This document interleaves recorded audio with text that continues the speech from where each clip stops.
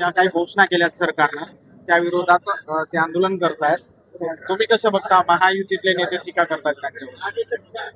महायुतीतले लोक तर टीका करणार ना. रोहित पवारांची बाजू चूक आहे असं सांगून दाखवा महायुतीच्या लोकांनी. कर्जमाफी फसवी आहे का नाही सांगून दाखवा. ही कर्जमाफी आहे का कर्ज वसुली आहे महायुतीच्या नेत्यांनी समजून सांगावं. 2019 ते 2025 कोणत्या अँगल लावली? कर्जमाफीला कोणतीही मुदत नसते. कर्जमाफी 2019 ची काही जणांची बाकी, 2017 ची बाकी, 2008 ची बाकी.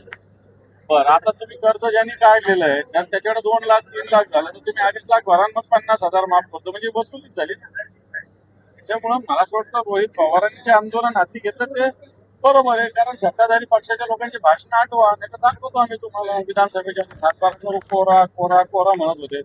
करा ना कोरा, कोणी थांबवलं? शेतकऱ्यांना कर्ज मिळत नाहीये, मोठ्या अडचणी येतात. ज्या शेतकऱ्यांवर बोज आहे त्यांना तर बँक दारात पण उभं राहू देत नाही. मोठी अडचण आहे. शिवसैनिक पण हा तांत्रिक निश्चित अडचण आहे. कारण आता खरीपासाठी कर्जाची आवश्यकता जून महिन्याच्या सुरुवातीला असते.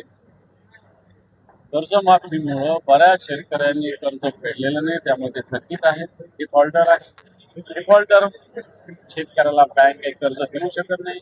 शेतकरी जून महिन्यामध्ये नव्याचं जुनं, जुन्याचं नवं आपल्याकडे पद्धत आहे. जुन्याचं नवं करत असतात, बँका त्यात देत असतात. पण त्या कर्जमाफीच्या प्रश्नामुळं असं नवं जुनं सुद्धा झालेलं नाही. परिणामी शेतकऱ्यांना कर्ज मिळत नाही.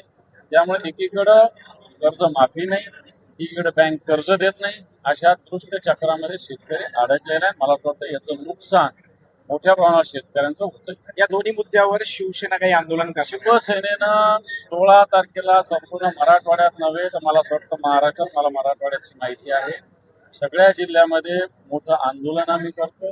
कर्जमाफी संदर्भात करतो, या बँकेच्या कर्ज मिळावं याच्यासाठी करतोय.